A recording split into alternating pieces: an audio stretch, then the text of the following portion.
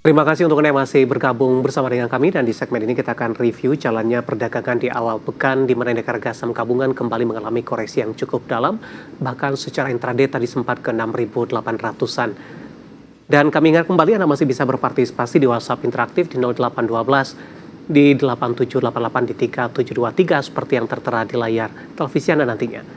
Dan saat ini kami sudah terhubung melalui Zoom bersama dengan Bapak Hari Suwanda selaku CEO Akilat Trading System. Kita akan langsung sapa saja. Pak Hari, selamat sore di awal pekan. Apa kabar, Pak? Baik-baik, Pak Dev. Ya, terima kasih atas invitation-nya. Ya, terima kasih juga sudah atas kehadirannya, Pak, di IDX Channel. Langsung saja kita ke indeks harga saham gabungan. Tekanan tampaknya masih terus berlanjut. Bahkan intraday hari ini sempat ke 6.500-an. Level terendah paling tidak dalam 2 tahun terakhir, Pak Hari. Bagaimana Anda melihat terutama dari sisi teknikal ini, Pak, pelemahan lanjutan yang terjadi untuk indeks harga saham gabungan dan sudah berapa kali tembus level support, Pak Hari? 2 kali berarti ya. Jadi ada 2 major supportnya sudah lewat nih. Yang pertama adalah major support di bulan Juni, itu sudah lewat. Terus kemudian major support di bulan Oktober 2023, itu juga sudah lewat juga.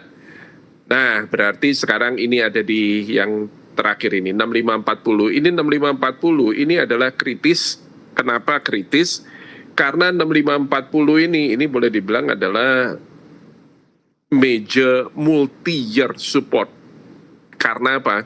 Karena di tahun 2018 sampai tahun 2020 akhir, ya, ini adalah resisten dia. Bahkan sampai 2021 ya, ini adalah level resistennya IHSG di 6540. Tapi kemudian pasca COVID, pasca pemulihan COVID dari tahun 2021 akhir, dia resisten ini untuk pertama kalinya berhasil di breakout.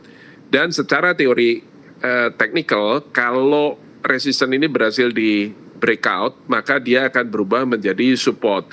Karena itu semenjak bulan Oktober 2021 sampai sekarang, 6540 ini tetap teruji beberapa kali ya, berkali-kali dia adalah support yang kuat di situ. Dan sekarang sudah tidak ada lagi support selain dari 6540 ini. Ya, karena itu ini adalah level yang sangat kritis bagi IHSG. Jika indeks masih bisa bertahan di sini dan rebound dari level ini, maka ada kemungkinan IHSG untuk melanjutkan rally-nya kembali, kira-kira seperti itu. Baik, atas pencapaian dalam beberapa hari terakhir, koreksi dalam terus berlanjut, Pak Hari. Dari sisi pola pergerakan indeks harga saham gabungan, ketika di pekan-pekan sebelumnya kita sama-sama berharap jangka pendek dan menengah akan merubah paling tidak mendekati ke arah tren dari perubahan polanya. Namun dengan posisi pelemahan yang cukup dalam di beberapa hari terakhir, apakah tren turun tampaknya masih akan terus berlanjut untuk IHSG jangka pendek dan menengah, Pak? Saat ini saya belum melihat adanya tanda-tanda reversal. Kalau dari segi teknikal belum ada, sama sekali belum nampak adanya reversal di IHSG. Sehingga ya ini dia 6540 ini. Ya, jika terjadi reversal maka dia akan rebound dari level ini, maka itu adalah salah satu pertanda yang positif bahwa oke, berarti market masih respect support 6540 ini. Tapi apabila 6540 ini di breakdown, maka IHSG akan masuk ke fase downtrend atau bearish. Ya, downtrend atau bearish. Di luar dari sisi teknikal, Pak, secara fundamental ini tampaknya juga kurang mendukung baik dari sisi global maupun dari sisi domestik sepertinya. Bagaimana Anda melihat posisi ini, Pak? Kemudian asing melakukan aksi jual terus berlanjut meskipun beberapa waktu lalu sudah mensinyalkan untuk masuk kembali ke pasar domestik. Jadi sebenarnya kalau kita bicara fundamental, kalau dari segi valuasi, maka beberapa saham contohnya big banks, BCA misalnya, saya sempat berikan juga di sampil, BBCA itu valuasinya sekarang itu sudah kembali di valuasi terendahnya di tahun 2022, yakni di kisaran 20 kali earnings. Dan itu sebenarnya cukup atraktif. Hampir, jadi susah nih cari BCA dengan valuasi di bawah 20 kali earnings-nya. Ini earnings multiple ya, itu susah. Ya, jarang sekali ketemu peluang seperti itu. Dan kita sekarang disodorin nih peluang kayak begitu. Nih BCA lagi diskon gede kayak gitu. Gebiar sale itu istilahnya.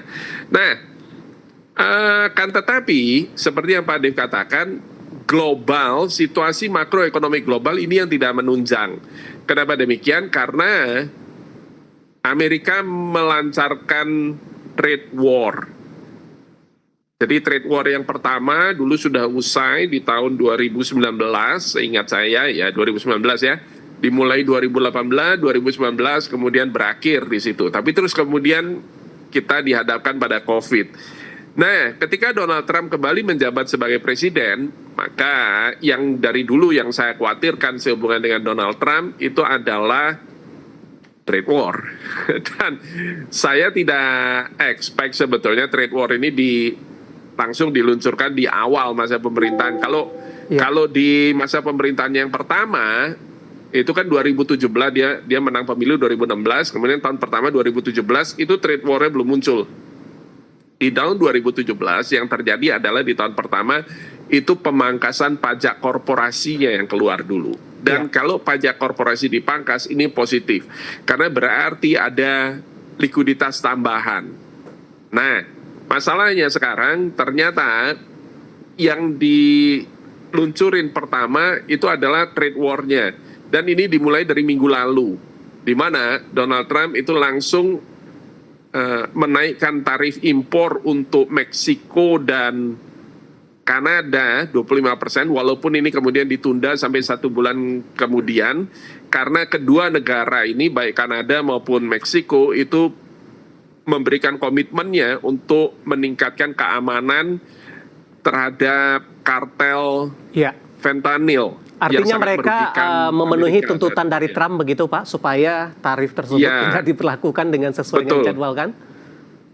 Betul, tapi China ya, Tiongkok itu dikenakan 10%, diberlakukan 10%. Dan kabarnya di akhir minggu, Trump juga akan memberlakukan tarif untuk berbagai macam komoditas untuk semua negara ya, metal dan energi. Dan ini membuat sentimen, walaupun ini belum dilaksanakan, tapi warningnya udah keluar Pak Dev. Jadi ini yang membuat sentimennya jadi negatif langsung. Baik, dan kemudian ada kekhawatiran tidak Pak dengan adanya tarif perang dagang terus memanas berpengaruh kepada inflasi dan The Fed akan makin hawkish ke depannya?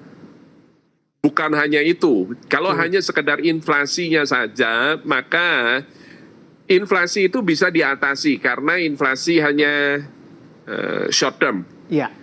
Masalahnya bukan hanya inflasi.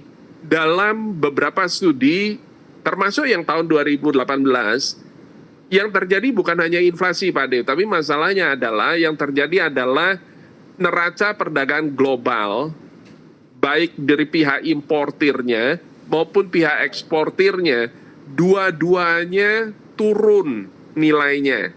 Mengakibatkan berarti terjadi penurunan aktivitas ekonomi global. Jadi output produksi alias GDP-nya kontraksi Pak Dev. Dan kalau GDP kontraksi, maka yang terjadi bukan hanya inflasi, tapi peluang masuk kembali ke resesi global, khususnya pada negara-negara yang terdampak oleh trade war tersebut, termasuk kita tentunya. Ini jadi besar. Dan kalau resesi, Pak Dev tahu sendiri bahwa earnings korporasi jadinya berpotensi turun, dan itulah yang dikhawatirkan oleh investor. Baik Pak Hari, kita akan jeda kembali terlebih dahulu dari beberapa pemaparan Anda tadi mengatakan bahwasannya ini terkait dengan perkembangan perang dagang tidak hanya mempengaruhi inflasi saja, tapi juga akan mempengaruhi secara keseluruhan, terutama untuk perkembangan ekonomi global ke depannya. Kita akan jeda terlebih dahulu Pak Hari, nanti kita akan lihat saham-saham pilihan apa saja yang Anda rekomendasikan. Pertanyaan di WhatsApp interaktif kami sudah cukup banyak yang masuk, nanti kita akan coba ulas satu persatu, dan pemirsa kami akan segera kembali sesaat lagi.